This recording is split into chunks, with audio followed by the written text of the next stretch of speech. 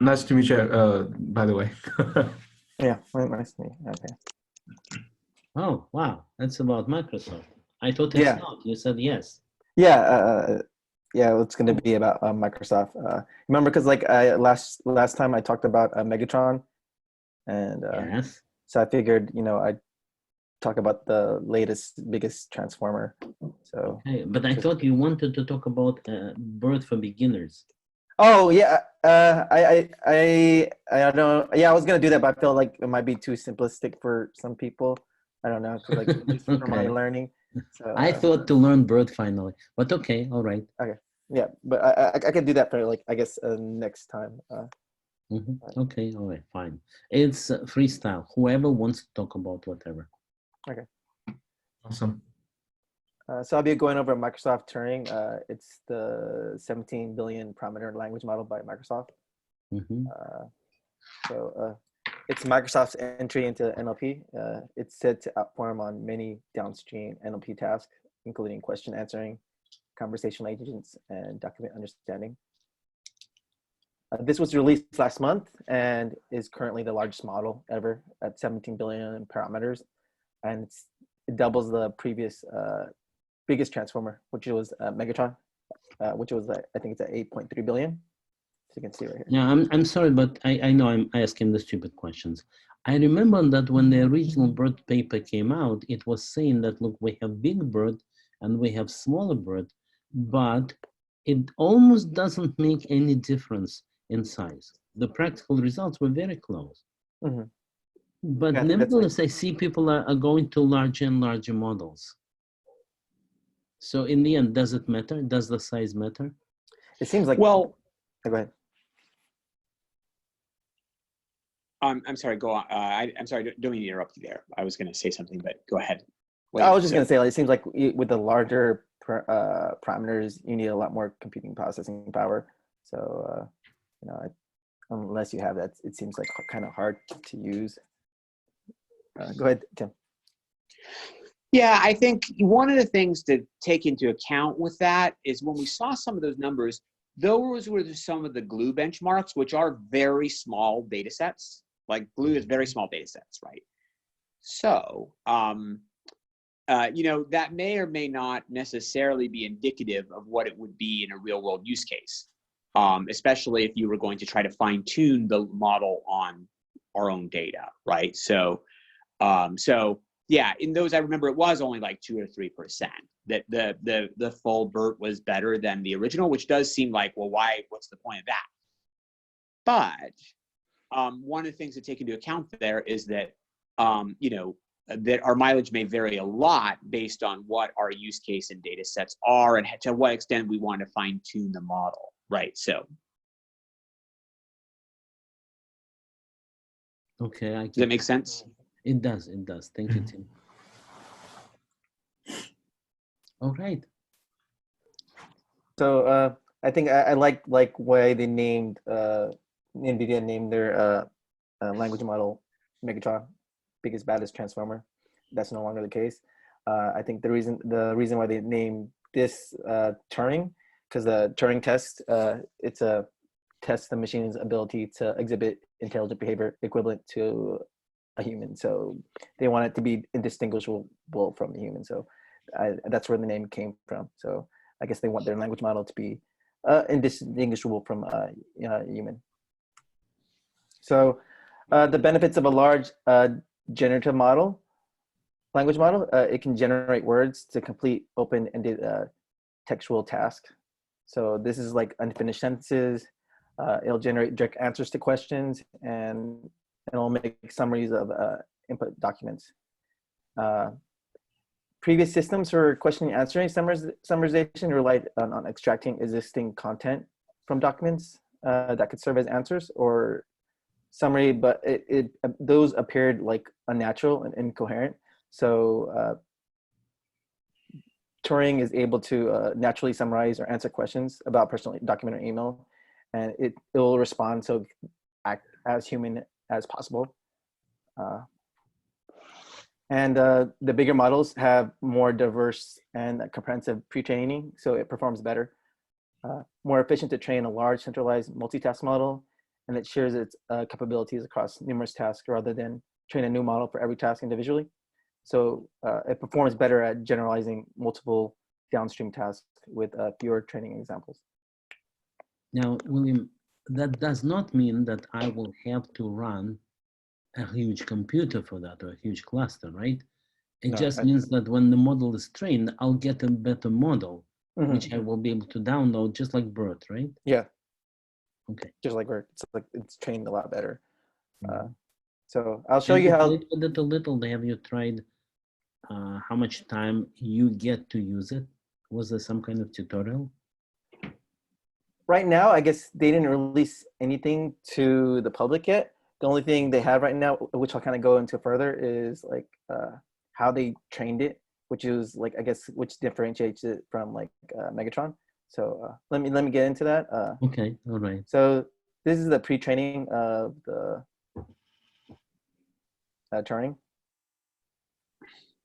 So it's trained on NVIDIA DGX2 hardware setup with InfiniBand connections so that the communication between the GPU is faster than previously achieved.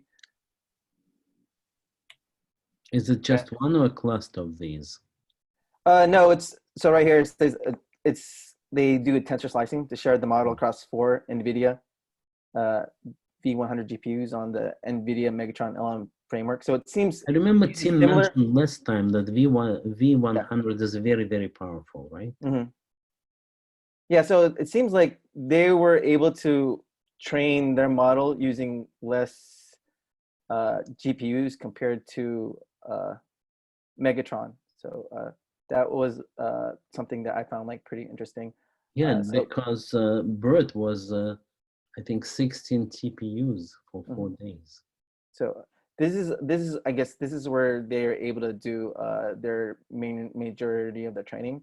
So they use deep speed with zero to reduce the model parallelism. I think I talked about that before with the NVIDIA Megatron. They use model parallelism and data parallelism. So this reduces the degree from 16 to 4 and increases batch size per node by 4-fold and reduces training time by 3 times. So deep speed is a training optimization library, and zero is a memory optimization technology. So it's like a new parallelization optimizer. So as you can see here, it's the scale. It can scale to like 100 billion parameters. So it's able to like handle a lot more. Speed is a lot faster, and it says cost is cheaper, and they have, this is the only thing I saw like the repository from I guess regarding Turing. So this is I guess the major factor which makes Turing, because they're able to like train it faster and cheaper and I'm use a sorry. lot less computing Yeah, processing sorry. power. 10 times bigger and 5 times faster compared to what? Compared to without the deep speed and zero? Yeah, without it, as you can see here, this is the memory usage without zero. So it's Okay. using all the GPU. Compared Uh-huh. with zero, it's just using like a portion of it. I see. So I feel like I could even go into a whole like topic on deep speed and zero. I'll just kind of go through it kind of a little bit like I'm briefly. sorry that I missed the zero. How is that an abbreviation of what? It's so deep speed is the training optimization library, and then zero is like more the memory optimization. So Okay. from my understanding, they don't necessarily, you don't store a model in any of the machines. Once you use the model, it deletes it again, and then it just aggregates all the gradients of all the machines.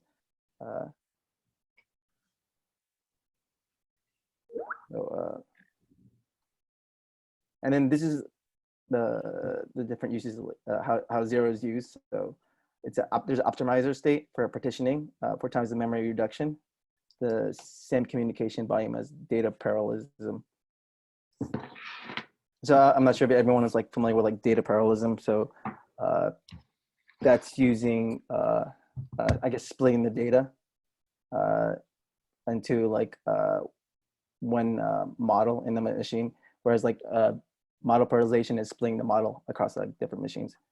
So, and then two, adds gradient partitioning, 8 times memory reduction, same communication volume as data parallelism.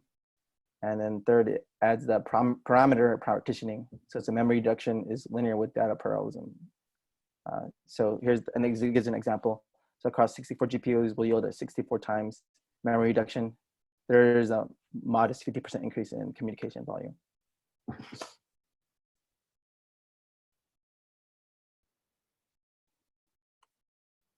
So I'm gonna go over the performance.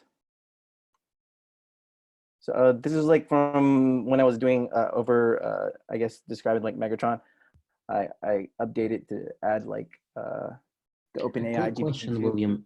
Is that a slide deck that you created, or did you use somebody else's?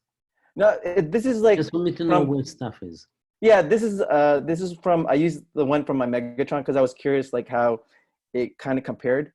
And I like to see like the number of layers. I created this, but I edited it from like a previous slide, and I just added I think so the NLG, slides, but the turn.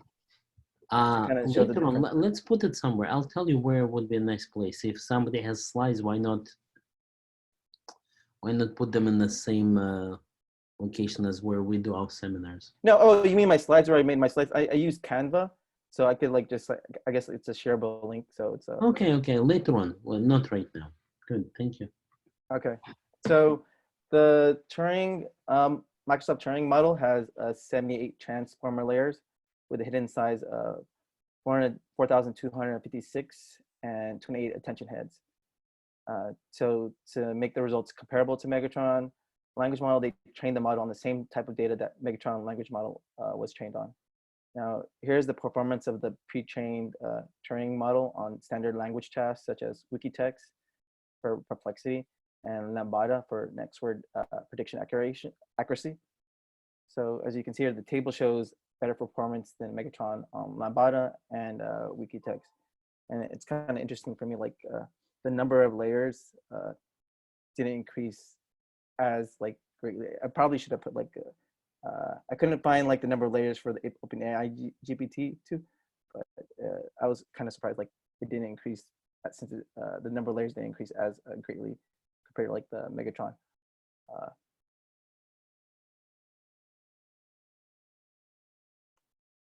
I'm sorry.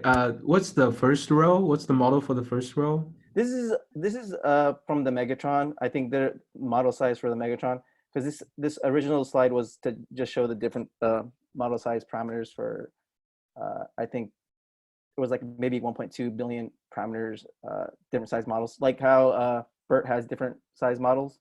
So there's BERT large, and then yeah. So the first row is also Megatron. Is that what you're saying? The yeah, first so row? first row is also Megatron. I see. Okay. So they have two different models. They have actually like 3 different ones. Okay. But I kind of wanted to show like the OpenAI GPT-2 in comparison to like the Turing and Megatron in there. I see. Oh, thank you. You're welcome.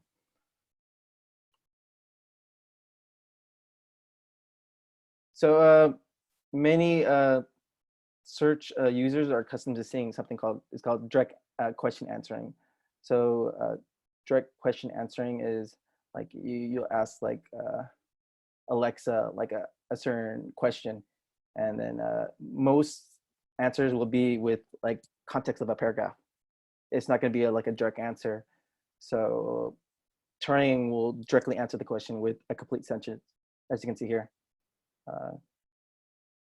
Normally when you ask for, let's say you ask this question, I think I asked something similar. I was testing out with Alexa, and it gave me a passage and then into the answer. Whereas Microsoft Turing will give you like the direct answer. Jason Mraz was engaged to Tristan Prettyman. So this is a very powerful AI assistant. So it intelligently responds when a user asks a question about the personal data, such as emails or Word documents, and it's very useful. So, and then there's another thing called zero shot question answering. So kind of similar. Instead of like answering the question with a passage, like how it's normally done, it will answer it with direct answer without context of a passage using like a sentence. So when did World War II end? Instead of giving the whole passage like I showed earlier, it's just going to give you like, oh, it'll give you an answer in a sentence. I could kind of do like a quick example of that. Let me see if I can get this real quick. Like, when I ask Google, how many people live in the U.S.? 2018, the population of the United States of America was 327,167,434. So it gives you, it goes like through a passage. This will just give you like a pretty much like a direct answer.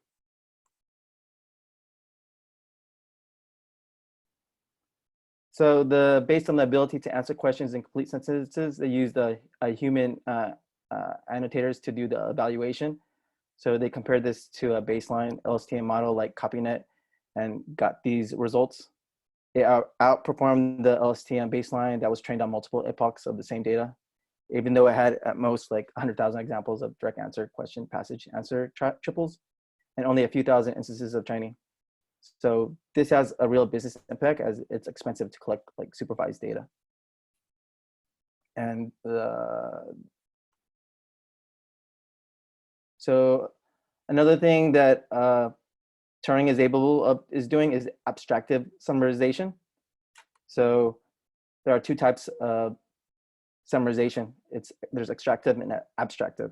So extractive takes a small number of sentences from the document as a surrogate of a summary. So it's basically using the same words to make a summary. Whereas abstractive, it will generate a summary with a natural language model as a human would. So rather than copying existing content, they'll make an original summary. So this is like a key thing that Turing is able to do. That would be really cool. Yeah. So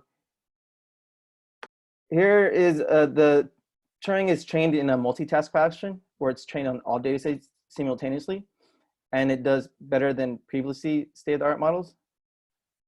It didn't do quite better than Pegasus on the BILSUM text and WikiHow, but as I understand, like Pegasus is a pre-trained model, so it's important sentences are removed mask from an input document and generated. So I'm not too familiar with Pegasus. I wish I kind of did a little more research on that, but so it's fine-tuned the Turing model in a multitask fashion or nearly all publicly available summarization datasets and amounting to approximately 4 million training instances. So I'm going to show you some examples of abstracted summaries. So I won't go through all of them. So this is using abstracted summary, and it has like the original text here. That's not the original text. That's just like a clickable link to the original text.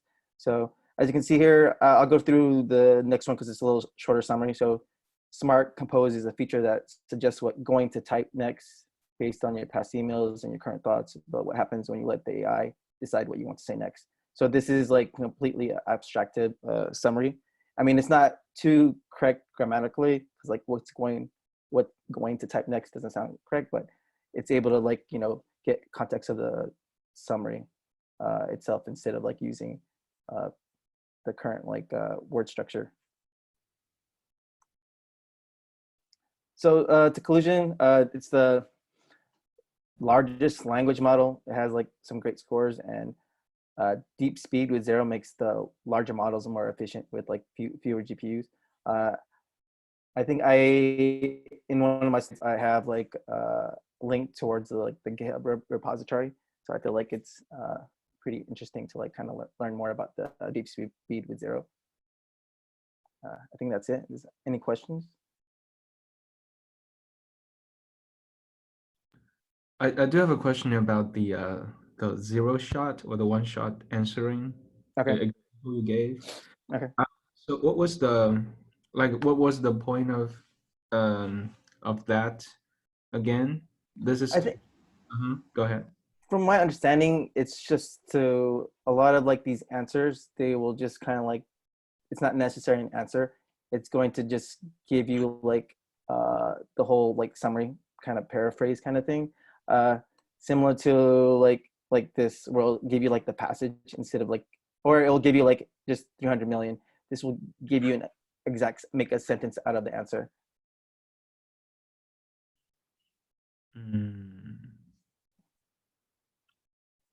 I see. So it's mainly answering the question with a context passage. So normally when you like Google or Siri or any of these things like I was like showing you above, it'll do a whole passage and not give you like how you would want like a human to answer it.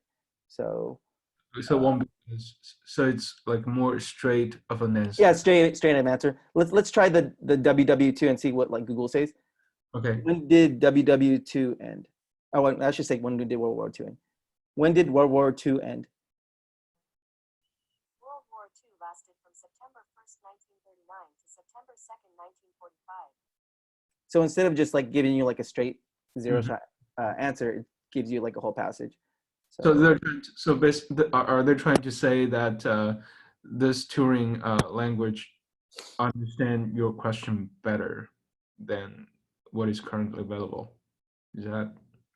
From my understanding, it seemed like it would answer the question how like a human would answer it, instead of kind of like currently let me see if I have like, if you look like right here, you see this whole passage, you know, it will just like kind of like give you the whole passage instead of just giving you like exactly what you want. So I think, yeah, it'll like understand it better and answer it more like how a human would answer it, instead of like, you know, just like referencing like some material.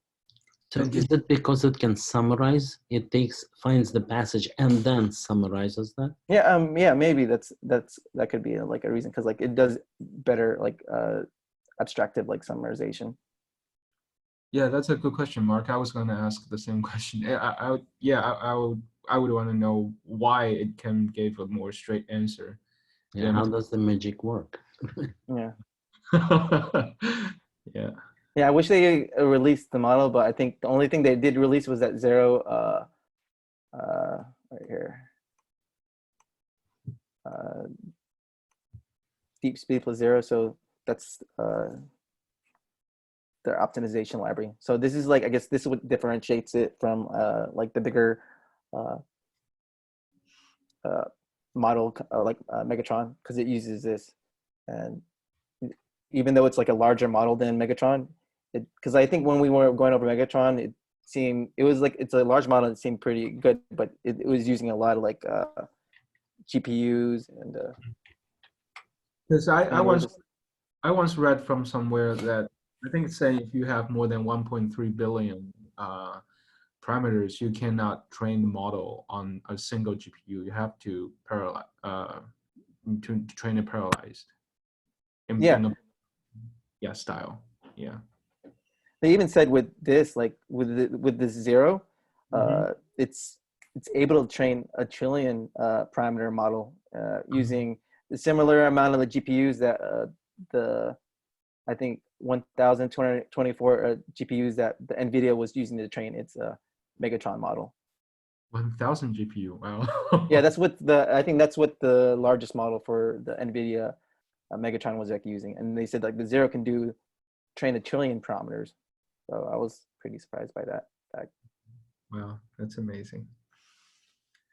I do have another question though, but this is towards the beginning of, like, I remember Mark had a question about the base and the large BERT.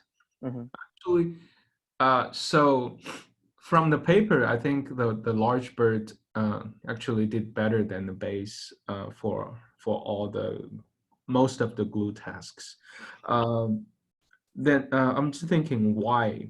So I mean, if you can argue for them that in the favor of that is because the BERT large has more parameters, so basically it has a better understanding of natural language.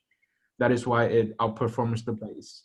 But on the other hand, if you're training a model, a pre-trained BERT model, if you're fine-tuning a pre-trained BERT model for a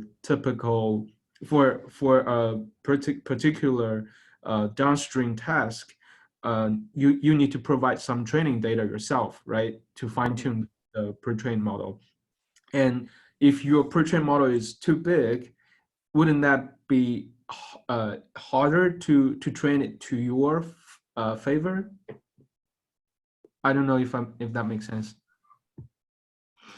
Like, because for the large BERT that is pre-trained, you have more parameters, but you have a fixed size of training data set, so that will easily be underfitted. Yes, it's a good question. I was also thinking that somebody mentioned that the big bird didn't give that much better results. I'm not saying it didn't, just not that much as you would expect, right? On the other hand, who knows? That was my question. If you keep growing the model, does it always guarantee that you get better?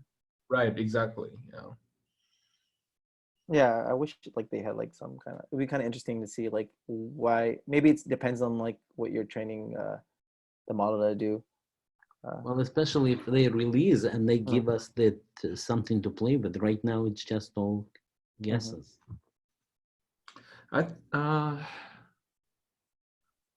Yeah. I think they're. Good to know. Yes. Go ahead. Sorry, I'm just thinking out loud. Tim, No, I was you like, wanted to say PB, since something. you're with Microsoft, have you heard much about Turing? Because I think it was just released last month, maybe like 4 weeks ago. So I read it. My boss shared the news, but we're not working with that group. Mhm. I mean, we're the Azure group, but it's a huge. The Azure and AI is a huge group. So yeah, I think they're from the research department. Mhm. So yeah, Wow. we're still using like BERT for productions for now. It's good enough. Mhm. This kind of things, I think the turnaround is gonna be very slow with with a 17 billion parameter model. Yeah, yeah, Right. and unless you have like the Guys, it seems like we lost Tim. Tim might have known, but I know that he had another meeting he went to. And so it's just the three of us, as I see now. That's why he's not saying anything. Usually he is. Cool. Okay, I think that's good. Thank you very much, Okay. William. You're welcome. That's really nice. Good. Any suggestions? Anybody has suggestions for the next time? That's Monday. Actually, I'm not sure if I will be there. So this is every Monday and Friday? It's every Monday and Friday. And that link that I gave you, it has all of the previous, what we talked about and all of the recordings. Oh, I see. So today's is supposed to be BERT for beginners. Yeah, Yeah, I think I was like, I thought, as I said, I'll learn it finally. I But think no, because like when we were talking, kind of got, I was like, I like to talk about learning kind of like Turing, like the next big thing. So, but it's a good thing. but Yeah. yeah. I meant to read this paper for some time, but now I have a better idea. That's great. Okay, that's good. Good, good. Thank you so much. And well, I'll send out the questions. Who can do it? Well, we'll be planning for Monday.